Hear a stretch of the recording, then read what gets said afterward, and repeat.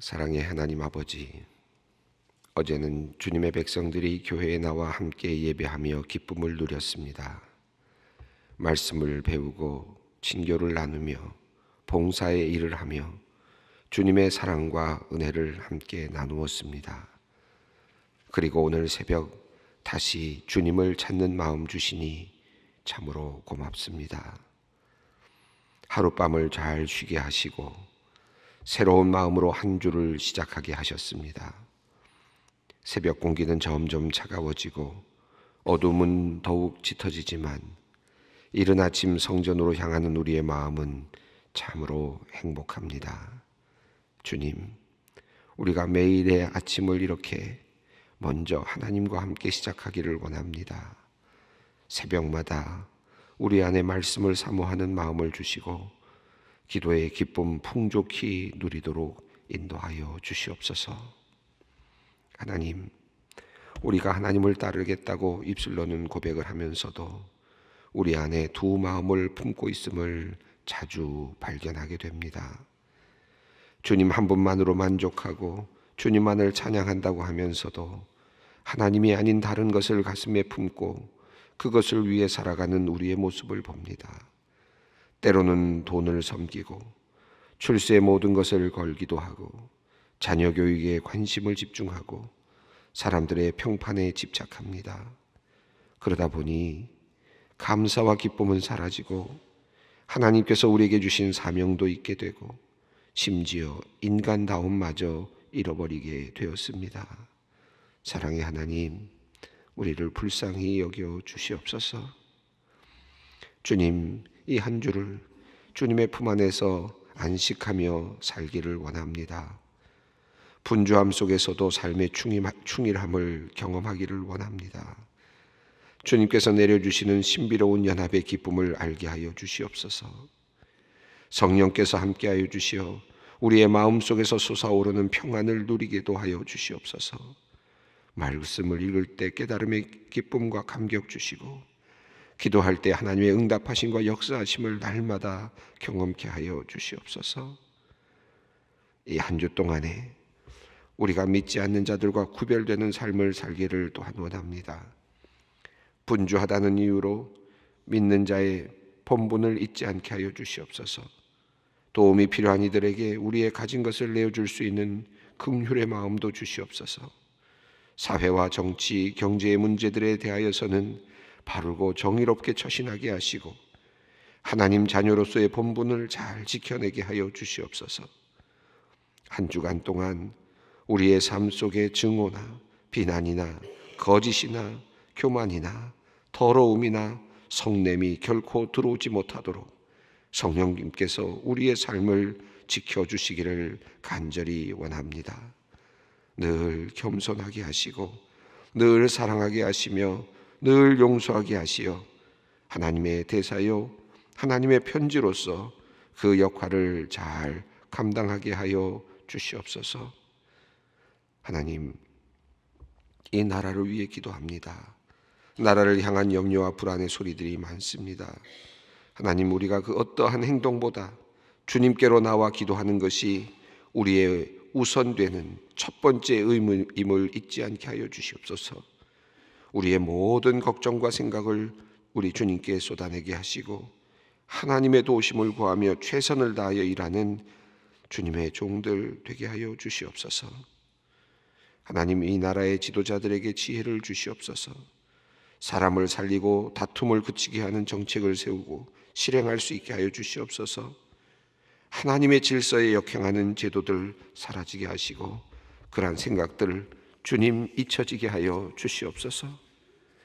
하나님, 한국 교회를 위하여 또한 기도합니다. 하나님의 영광을 드러내는 교회가 되게 하여 주시옵소서. 생명을 살리는 교회, 생명을 누리는 교회 되기 원합니다. 아름다운 교회, 좋은 소문으로 가득하여 하나님의 이름에 영광을 올려드리는 교회 되기 원합니다. 하나님의 신성한 성품을 드러내는 교회 되기 원합니다. 주님께서 교회의 주이시고 머리가 되시오니 하나님의 그 몸된 교회를 바른 길로 인도하여 주실 것을 믿습니다. 하나님, 여러 시험을 앞에 두고 있는 그래서 열심히 준비하고 있는 수험생들이 있습니다. 특별히 대입 수능 시험을 기다리는 사람들이 있습니다. 우리 귀한 어린아이들, 오랫동안 준비해온 것 주님께서 잘 아십니다. 남은 시간 동안 몸과 마음 잘 정돈하고 공부한 것들을 정리해 갈 수 있게 하여 주시옵소서. 무리하여 몸이 상하지 않게 하시고 지나친 긴장감과 불안으로 힘들어하지 않게 하여 주시옵소서. 다양한 수시, 입시의 과정 가운데 지치지 않도록 도와주시고 무엇보다도 견고한 마음과 그리고 견고한 믿음으로 하나님을 붙잡고 자신의 일생의 시간들을, 앞으로의 기회들을 펼쳐나갈 수 있도록 은혜를 베풀어 주시옵소서. 이외에 유학이나 취직을 위해 준비하며 기도하는 성도들이 있습니다. 무엇 하나 확실할 것 없는 앞날이지만 언제나 우리를 도우시는 아버지 하나님이 계심을 기억하고 차분히 잘 준비케 하여 주시옵소서. 하나님, 소망교회 새벽제단을 위하여 기도합니다.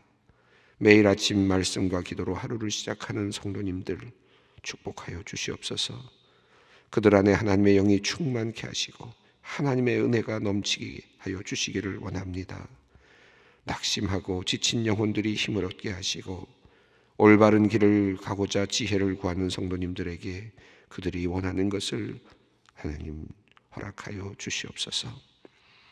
소망교회 교우들을 위하여 기도합니다. 오늘 뇌 수술을 받는 집사님이 계십니다. 하나님께서 수술 과정 가운데 함께 하시어 평안하게 하시고 완벽하게 문제 부위가 잘 치료되게 하셔서 건강하게 가족들과 함께 기쁨을 누리게 하여 주시옵소서. 이제 하나님의 말씀 앞으로 나아갑니다. 하나님의 말씀을 듣는 것이 우리의 가장 큰 즐거움이요 기쁨이 되기 원합니다. 이 시간 우리에게 말씀하여 주시고 말씀에 힘입어 이 하루를 하나님의 자녀답게 거뜬히 살아내게 하여 주시옵소서. 성령님의 인도하심을 간구합니다. 우리 주 예수 그리스도의 이름으로 기도 올리옵나이다. 아멘.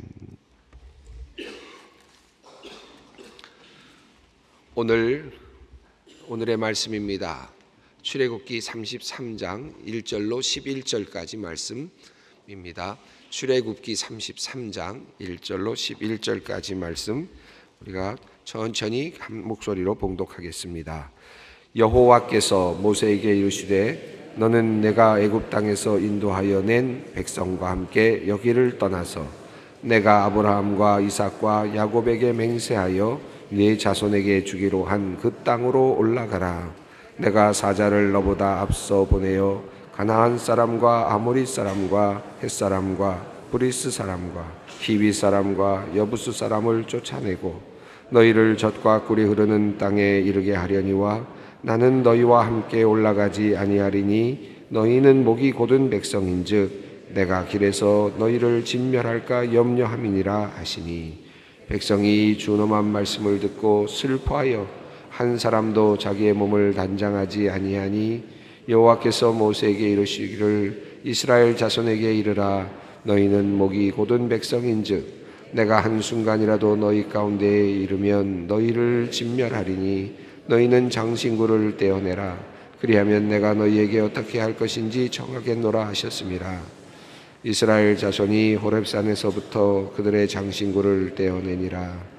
모세가 항상 장막을 취하여 진 밖에 쳐서 진과 멀리 떠나게 하고 회막이라 이름하니 여호와를 앙모하는 자는 다 진 밖으로 나아가며 모세가 회막으로 나아갈 때에는 백성이 다 일어나 자기 장막문에 서서 모세가 회막에 들어가기까지 바라보며 모세가 회막에 들어갈 때에 구름 기둥이 내려 회막문에 서며 여호와께서 모세와 말씀하시니 모든 백성이 회막문에 구름 기둥이 서 있는 것을 보고 다 일어나 각기 장막문에 서서 예배하며 사람이 자기의 친구와 이야기함 같이 여호와께서는 모세와 대면하여 말씀하시되 모세는 진으로 돌아오나 눈의 아들 젊은 수종자 여호수아는 회막을 떠나지 아니하니라.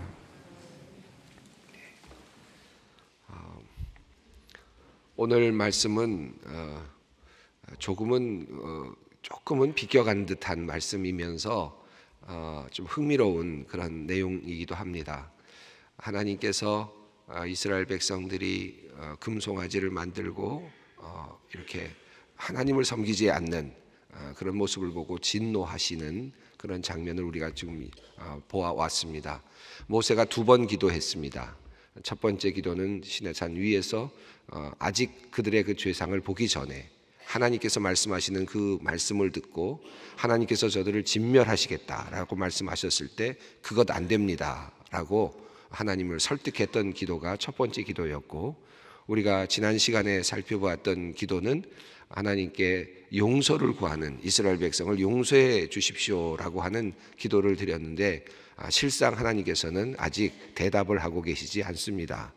용서하겠다라는 말씀을 하지 않으셨고, 사실 모세가 자신의 이름까지 생명책에 그 하나님의 책에서 지워 달라, 자신의 이름을 걸고까지 그렇게 하나님께 요청했지만 하나님은 모세의 이름으로는 그와 같은 용서를 해주지 않으셨습니다.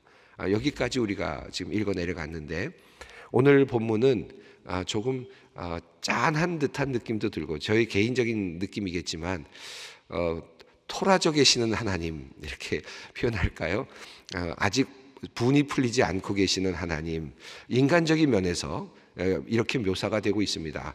하나님을 어떻게 우리가 무한하시고 영원하시고 우리의 감각 안으로 들어오실 수 없는 영역까지를 포함하고 계시는 하나님을 우리가 어떻게 다 이해할 수 있겠습니까?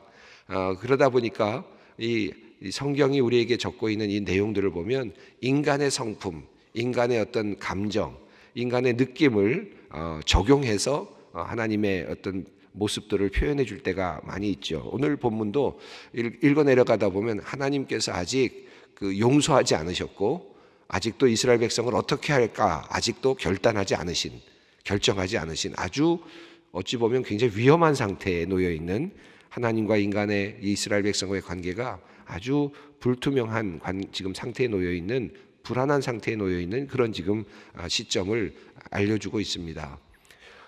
우리도 인생을 살아가면서 그럴 때가 있죠. 하나님과의 관계가 갑자기 틀어지고 불투명해지고, 뭐 그렇게 되는 이유는 당연히 우리의 죄 때문이겠죠. 우리가 잘못했기 때문에, 우리의 실수 때문에, 우리의 죄악 때문에 그런 일들을 경험할 때가 있습니다. 그런 삶을 그런 모습을 한번 생각하면서 오늘의 본문을 읽어간다면 우리들에게도 큰 교훈이 될 것이다 생각이 듭니다. 자, 1절을 한번 읽어보겠습니다. 여호와께서 모세에게 이르시되 너는 내가 애굽 땅에서 인도하여 낸 백성과 함께 여기를 떠나서 내가 아브라함과 이삭과 야곱에게 맹세하여 내 자손에게 주기로 한 그 땅으로 올라가라. 자, 여기 보면 지금 첫 번째 기도했던 내용이 있었습니다. 모세가 첫 번째로 기도했던 내용이 뭐냐 하면 너의 백성이 이렇게 되었다라고 얘기했을 때 아닙니다. 이건 하나님의 백성입니다. 주님의 백성입니다라고 바로잡았고, 그 다음에 하나님의 평판이 어떻게 되겠습니까? 이들을 다 진멸하시면 하나님의 그 명예는 어떻게 됩니까? 그 다음에 세 번째가 하나님 이미 약속하지 않으셨습니까? 선조들과 아브라함과 이삭과 야곱에게 약속하지 않았습니까? 하나님이 약속했는데 어떻게 그것을 물으십니까? 라고 하는 이 약속과 함께하는 하나님께 대한 그런 설득이었죠. 자, 그 설득을 받으시고 하나님께서 그래 그러자라고 판단하시고 물러나셨죠. 첫 번째 기도가 그런 내용이었지 않습니까? 자, 그런데 여기 보시면 1절을 보시면 재미있습니다.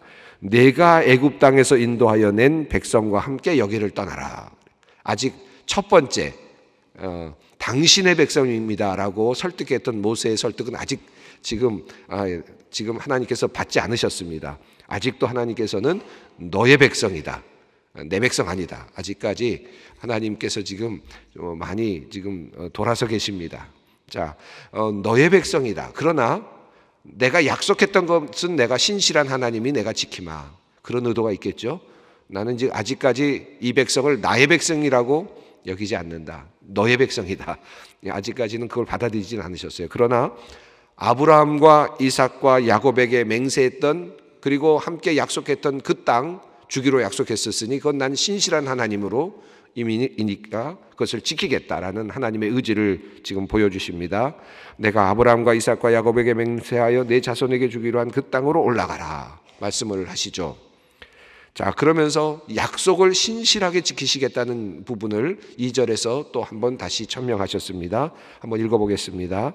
내가 사자를 너보다 앞서 보내어 가나안 사람과 아모리 사람과 헷 사람과 브리스 사람과 히윗 사람과 여부스 사람을 쫓아내고, 자, 여기까지는 하나님께서 약속을 그대로 지키시겠다.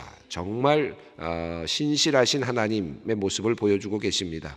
약속은 이만큼 중요하다. 하나님에게는 약속은 물릴 수 없는 것입니다. 그러니까 우리가 하나님의 약속을 붙잡고 기도하면 하나님은 우리에게 응답해 주실 수밖에 없겠구나 하는 희망을 발견할 수 있는 본문이기도 합니다. 자, 그런데 3절 같이 읽어보시죠.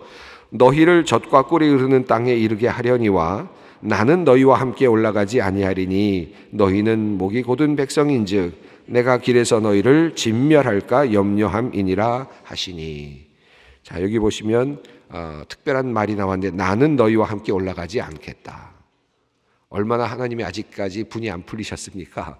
아직 지금 나의 백성이라고 여기지 아니하시고, 그리고 약속은 지키겠으나 너희에게 주기로 약속했던 땅은 주겠으나 나는 너와 함께 하지 않겠다 라고 하는 아주 결연한 하나님의 태도를 볼 수 있습니다. 이유는 내가 너희를 진멸할까 염려가 되기 때문이다.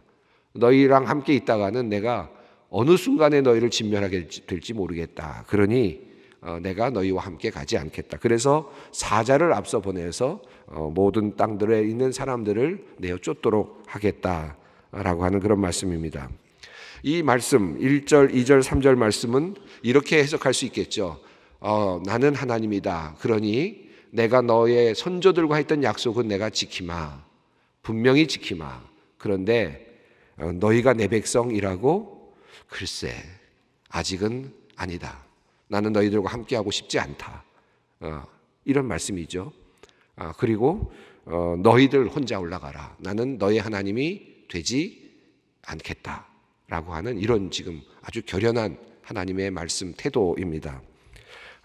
그래서 이렇게 조금 불경해 보이지만 지금 토라져 계시는 하나님, 화나 있으신 하나님, 이런 모습입니다. 죄 앞에서, 이스라엘의 죄 앞에서 하나님께서 대단히 화가 나 있으시다. 이 상태에서 계속 가면 이스라엘 백성은 지금 하나님의 백성이 안 될 수도 있는, 약속은 지켜졌지만 그 이후로는 버려지는 그런 백성이 될 수도 있는 위기입니다. 자, 4절 이때 이제 어떤 일이 일어나는지 보겠습니다. 백성들입니다. 읽어보겠습니다.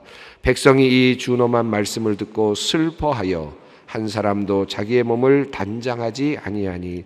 4절, 5절, 6절은요 이제 이 사실을 알고 백성들이 회개하는 장면입니다. 이 백성들이 준엄한 말씀을 듣고 슬퍼했다라는 이 말씀은 후회했다라는 말씀과 더불어서 이 사실 이 단어 자체는 후회하는 쪽에 더 가까운 원어 단어입니다. 그런데 그 이후에 나오는 내용들을 보면 그들이 삶으로, 태도로 전향적으로 지금 하나님을 향해서 회개의 모습을 보여주고 있는 것을 발견할 수 있습니다.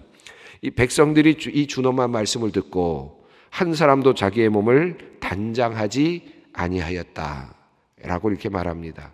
슬퍼하고, 그리고 나의 하나님이 되지 않으신다, 우리의 하나님이 되지 않으시다니 하는 그런 마음으로 지금 매우 슬퍼하고 있는 모습을 볼 수 있습니다. 5절 읽어보겠습니다. 여호와께서 모세에게 이르시기를 이스라엘 자손에게 이르라. 너희는 목이 곧은 백성인즉 내가 한순간이라도 너희 가운데에 이르면 너희를 진멸하리니 너희는 장신구를 떼어내라. 그리하면 내가 너희에게 어떻게 할 것인지를 정하겠노라 하셨습니다. 이런 예를 드리면 좀 이상하겠습니다만은 집에 강아지를 키우는 분들은, 저는 키우진 않습니다만은 강아지를 키우는 분들은 아마 좀 이해하실지 모르겠습니다. 강아지를 데려다 놓고 집에 잘 있으라고 놔두고 밖에 잠깐 나갔다 왔더니 강아지가 집에 있는 소파를 다 망가뜨려 놨습니다. 화가 나죠. 그러면 막 야단을 치고 뭐 여러 가지로 아마 개에게 뭔가 이렇게 어떤 여러 가지 일을 하겠죠. 개는 처음에 들어와서 못 모르고 있다가 주인이 좋아할 줄 알았는데 그렇게 한 모습을 보고서 가만히 저 구석에 들어가서 가만히 벌 쓰고 있는 듯한 모습, 그런 모습이 이해가 제대로 되는지 모르겠습니다만은 지금 이 백성들의 모습처럼 보입니다. 하나님을 자기들은 안다고 생각을 했거든요, 사실. 그랬는데 그들이 지금 이스라엘 백성들이 하나님을 경험했습니다. 이분들이 지금 하나님을 제대로 완전하게 몰랐을 뿐이지 하나님을 알고 있었습니다. 자, 10가지 재앙을 그들이 봤죠. 그 다음에 홍해가 갈라지는 걸 봤죠. 아말렉과의 전쟁도 봤죠. 마라에서 쓴물도 봤죠. 엘림도 경험했죠. 다양한 경험들을 하면서 이제 하나님을 알아가는 과정이었습니다. 그러다가 시내산에 왔습니다. 우리의 하나님은 대단하신 하나님이시다라고 생각을 하고, 그리고 그 하나님을 믿고 있었습니다. 근데 그 하나님을 그들은 금으로 만들어서 그게 하나님이라고 생각을 했던 거죠. 그것이 잘못되었던 것입니다. 그러니까 하나님을 안다고 했는데 그들의 하나님은 아직까지 어떤 하나님이냐 하면 애굽에서 보아왔던 다양한 신들 중에 한 분으로 생각을 했던 겁니다. 자신들의 아직 완전한 하나님에 대한 그 이미지가, 완전한 하나님의 모습이 완전하게 그려지지 않은 상태였기 때문에 이들만의 잘못이라고도 말할 수는 없을 것 같아요. 이들은 이제 그래서 여기에 강력하게 화를 내고 계시는 하나님을 보면서 지금 움츠러들고 있는 모습입니다. 그리고 어떤 하나님이지, 도대체 우리가 어떤 하나님인가, 이분이 이제 겨우 알아가는, 조금씩 더 알아가는 이런 상태라고 볼 수 있을 것 같습니다. 근데 여기 보면 내가 한순간이라도 너희 가운데 이르면 너희를 진멸하리라. 내가 너희들과 함께하면 너희들을 진멸할 것 같다. 없애버릴 것 같다. 멸망시킬 것 같다. 왜냐하면 하나님은 선하시고 온전하신 분인데 거기에 비하면 이스라엘 백성은 지금 너무나도 불완전하고 죄악 가운데 있다고 보여졌기 때문이죠. 이 우상을 숭배하고 있는 사람들이기 때문입니다. 그래서 여기 보면 장신구를 떼어내라 라는 말씀이 나옵니다. 제가 이 말씀 먼저 설명드렸어야 제가 앞서 말씀드린 내용이 좀 더 이해가 됐겠습니다만은, 사실 애굽에 있었던 사람들이 지금 장신구들을 가지고 왔다는 뜻이지 않습니까? 특히 귀걸이, 이제 나중에 귀걸이 같은 것들도 나오는데, 이 귀걸이 같은 경우에는 귀걸이에 신상들이 이렇게 그려져 있거나 새겨져 있는 경우들이 많이 있었다고 합니다. 다시 말하면 그들이 지금 이미 애굽에서 나왔지만, 하나님을 따라 나왔지만 그들에게는 이미 여러 신상들이 있었던 거예요. 여러 보석들 속에 다양한 신의 모습들이 그려져 있었고, 특히 금이라든지 이런 보석들에게는 그 안에 많은 형상들이나 새겨져 있는 글이나 또는 그런 이름들이 있었던 겁니다. 이런 것들을 이제 갖고 왔지만 자신들은 하나님을 섬기고 있고, 이건 그냥 아무것도 아니라고 생각했겠죠. 이것도 그냥 섬기고 있었을 겁니다. 민속신앙처럼. 그렇죠? 애굽에서 늘 그렇게 보아왔으니까 하나님을 섬기면서도 귀걸이에 있는 신을 이렇게 한번 만지면서 또 뭔가를 빌었을 수도 있겠죠. 자, 이런 지금 상황에 있었던 상태가 지금 이스라엘 민족인데, 하나님께서 이제 장신구들 자체를 다 떼어내라. 모든 너희들이 가지고 있었던 다양한 신에 대한 개념을 이제 다 내려놔라. 네가 알고 있는 선입관, 나 아닌 다른 신들, 이런 모든 것들을 다 내려놔라 하는 정화를 명령하시는 겁니다. 자, 이렇게 해서 하나님께서 그렇게 하면 내가 마음을 정하겠다라고 하시자 6절 말씀입니다. 이스라엘 자손이 호렙산에서부터 그들의 장신구를 떼어냈습니다. 자, 여기 보면 우리가 항상 이제 하나님께서 우리와 함께 하시면 좋겠다. 우리는 이제 늘 하나님 우리와 함께 해 주십시오. 내 안에 들어와 주십시오. 이렇게 기도를 많이 하잖아요. 그리고 우리는 항상 어떤 의미로 기도하느냐 하면, 하나님이 내 안에 오셔서 또 나를 붙잡아 주시면 내가 힘을 얻고 도움을 받고 하나님은 내 편이 돼 주실 것이다. 이렇게 우리가 늘 이해하고 하나님께 기도하지 않습니까? 그런데 지금 오늘 앞에 지금 읽어 내려간 이 이야기의 흐름을 보면, 하나님은 내가 너희와 함께하면 너희를 진멸할까 두렵다라고 말씀하시거든요. 이 측면을, 물론 이 말씀은 구약의 말씀이지만 오늘 우리에게도 한 번씩은 늘 적용해 볼 필요가 있습니다. 하나님은 무조건 내 편이 아니죠. 그렇죠? 하나님은 무조건 다 나의 편은 아닙니다. 그걸 기억하실 필요가 있습니다. 온전하신 분이, 완전하신 분이, 그렇죠? 온전하시고 완전하시고 선하신 분이 만약에 우리 안에 들어오셨는데 우리 안에 너무나도 더럽고 너무나도 추하고 우상숭배와 같은 것들이 가득 차 있다면 그건 도리어 저주를 불러오는 거죠. 심판을 불러오는 것 아니겠습니까? 이런 준엄한 하나님의 오심이 얼마나 준엄한 것인지를 우리가 꼭 깊이 생각할 필요가 있습니다. 물론 우리 신약 시대에 우리는 예수 그리스도의 보혈로 그 모든 죄가 사하여졌다고 믿기 때문에, 또 그것을 받아들이기 때문에 우리 안에 오셔서 우리를 다스려 달라고 감히 기도할 수 있는 것이지, 우리가 우리들의 삶의 모습을 본다면 어떻게 우리가 하나님을 감히 우리 안에 모실 수 있겠습니까? 이것은 하나님의 은혜가 아니면 불가능한 일입니다. 그래서 우리가 하나님이 우리에게 오셨을 때 정말 우리는 온전할 수 있을까? 루터는 늘 그것 때문에 고민했잖아요. 그러다 결국 오직 의인은 믿음으로 말미암아 살리라는 그런 결론에 도달하게 됩니다. 예수 그리스도, 오직 예수로 우리가 사는 것이지 우리의 공로나 우리들의 어떤 선행이나 어떤 것으로 우리는 하나님을 불러들여서 그분으로부터 우리 편이 되달라고 말할 수 없다. 그런 말씀이겠습니다.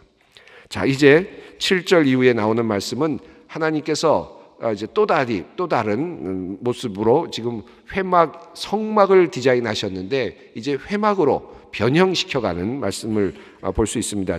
7절부터 11절까지 말씀은 읽진 않겠습니다. 시간이 없어서 제가 한번 말씀드려 보겠습니다. 모세가 항상 장막을 취하여 진 밖에 쳐서 진과 멀리 떠나게 하고 회막이라 이름하였다 하는 말씀이 7절에 나오는데, 원래 하나님의 계획은 어떤 것이었습니까? 시내산 위에서 성막을 짓고 그 이스라엘 민족들의 움직이는 것의 가장 중심에 그것을 위치시키는 것이었거든요. 그런데 지금 하나님이 아직 들어오지 않으시는 겁니다. 그 안으로. 자, 그러니까 이스라엘 백성들을 위해서 모세가 성막이 아니라 회막을 지금 진 바깥에다 쳐놓았습니다. 그리고 그곳에 나아가고 이스라엘 백성들은 그것을 지금 보고 있습니다. 하나님이 저 밖에 계시는 거예요. 아직 들어오지 않으신 겁니다. 굉장히 상징적인 의미가 있죠. 아직 하나님이 우리에게 들어오지 않으신 거예요. 마음이 열리지 않으신 거예요. 그래서 지금 회막이 저 밖에 있습니다. 하나님의 계획이 지금 일시 지금 중단되고 있습니다. 하나님의 청사진은 그들 가운데 들어오시는 것이었는데 아직 하나님은 저 밖에 계십니다. 모세만이, 여호수아만이 그 회막에 나가서 하나님을 섬기고 하나님을 대면하고 돌아오지만 여전히 이스라엘 백성들은 저 멀리서 하나님께서 함께하여 주시는 것을 보면서도 부러움으로 그것을 보고 있지만 우리 안에 들어오시는 하나님으로는 아직 받아들일 수 없는 죄를 짓고 있는 이스라엘 민족의 참 안타까운 모습입니다. 그들은 그것을 보면서 아마 많은 회개를 했겠죠. 우리가 잘못했구나. 저 하나님이 우리 안에 들어오셔야 되는데, 아마 그런 마음으로 시간을 보내야만 했을 것입니다.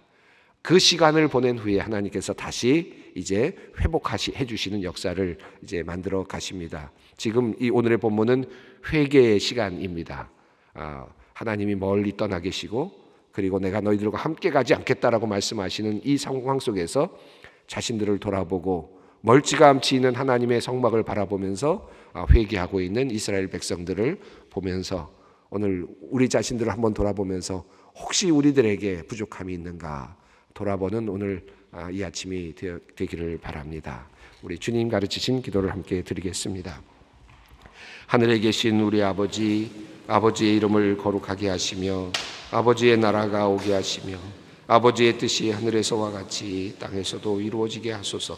오늘 우리에게 일용할 양식을 주시고 우리가 우리에게 잘못한 사람을 용서하여 준 것 같이 우리 죄를 용서하여 주시고 우리를 시험에 빠지지 않게 하시고 악에서 구하소서. 나라와 권능과 영광이 영원히 아버지의 것입니다.